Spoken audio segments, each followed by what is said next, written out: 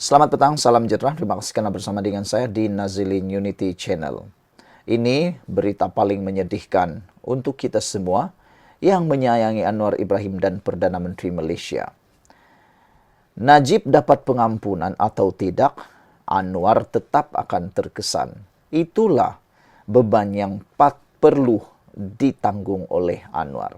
Sebenarnya, bagi Anda semua yang cuba untuk menyerang Anwar untuk isu pengampunan Najib, siapapun Perdana Menteri yang berada di kedudukan Anwar Ibrahim, pasti akan terkena kesannya juga.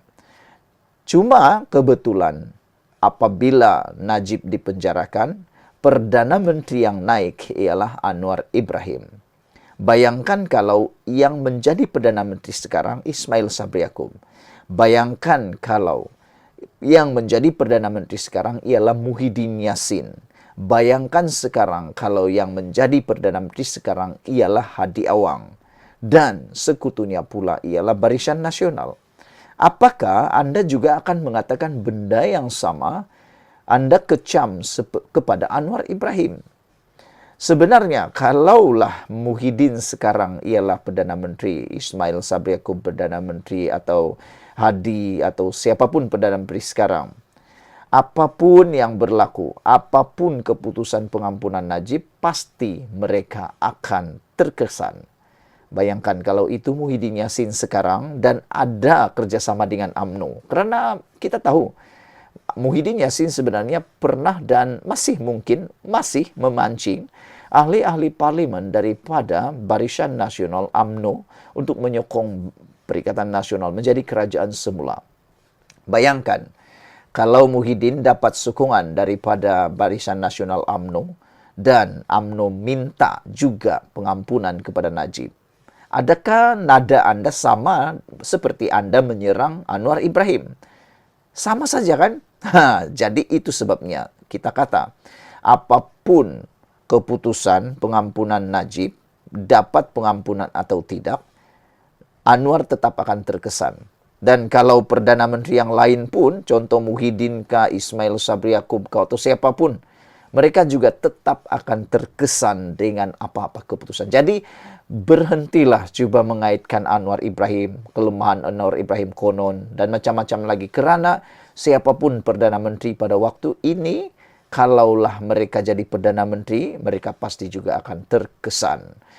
Agak-agaklah kan, kalaulah Muhyiddin berjaya mendapat sokongan daripada UMNO, Barisan Nasional, untuk menjadi kerajaan Perdana Menteri, adakah mereka tidak akan menuntut, UMNO tidak menuntut pengampunan Najib? Dan adakah Muhyiddin akan berkeras 100% tak akan membebaskan Najib? Itu persoalan dia. Pengampunan rasmi lembaga pengampunan berkaitan nasib Najib Razak sama ada mendapat pengampunan dirajah atau sebaliknya tetap menjadi berita buruk bagi Perdana Menteri Anwar Ibrahim. Penganalisis politik Profesor Azmi Hassan berkata, jika bekas Perdana Menteri yang dipenjara atas kesalahan rasuah itu dibebaskan, Anwar akan dipuji oleh penyokong UMNO. Tetapi Geostrategis dan Fellow Kanan Akademi Penyelidikan Strategi Nusantara itu menambah, Najib masih mempunyai sedikit pengaruh dalam parti. Justru, kata Azmi, pengampunan Najib pasti akan menggembirakan ahli akar umbi UMNO, terutamanya jika dia meneruskan karier politiknya. Jika beliau terus aktif dalam kancah politik, sudah tentu ia akan menguatkan parti dan mereka akan mendapat lebih kepercayaan daripada pengundi Melayu dan Islam, katanya kepada Malaysia Kini.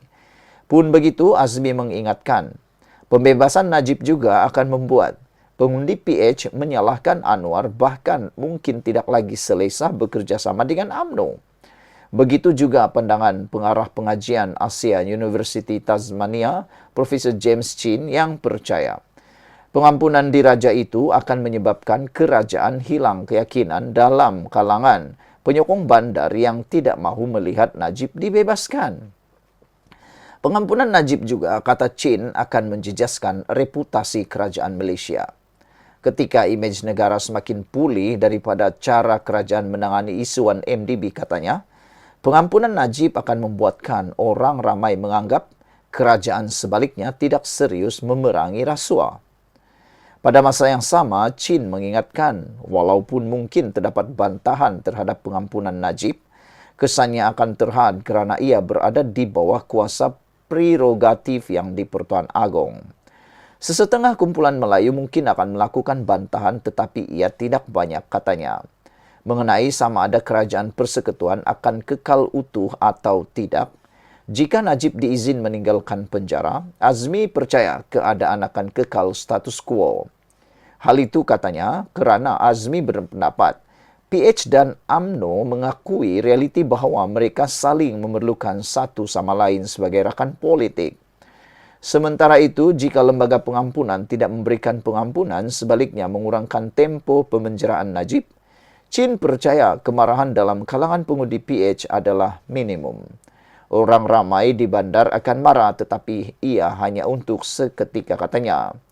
Azmi pula percaya keputusan sebegitu akan menyediakan situasi menang-menang untuk semua orang. Spekulasi berkaitan nasib Najib mencuri perhatian umum sejak awal minggu ini. Lebih-lebih lagi apabila Menteri di Jabatan Perdana Menteri Wilayah Persekutuan Dr. Zaliha Mustafa semalam mengesahkan lembaga pengampunan bermesyuarat pada Isnin. Utusan kemudian melaporkan Najib mendapat pengampunan dan diizin bebas dari penjara. Bagaimanapun, laporan yang memetik sumber itu kemudian ditarik balik. Di tengah gesaan kerajaan supaya semua pihak menunggu kenyataan rasmi, agensi berita CNA hari ini pula melaporkan tempo hukuman Najib dikurangkan setengah. Laporan itu turut memetik sumber yang tidak dinamakan. Azmi berkata, jika Najib akhirnya kekal di penjara, pengundi PH dan Anwar tidak akan marah manakala penyokong UMNO pula akan gembira kerana pemimpin mereka tidak perlu menunggu lama untuk dibebaskan. Dengan alasan berkelakuan baik katanya, Najib juga mungkin boleh dibebaskan lebih awal daripada 6 bulan. Pun begitu, Azmi mengingatkan reaksi daripada UMNO tidak akan menggembirakan jika permohonan pengampunan Najib ditolak dan tempoh tahanannya dikekalkan. Katanya lagi, Presiden UMNO Ahmad Zainamidi pula akan dipersalahkan bersama Anwar.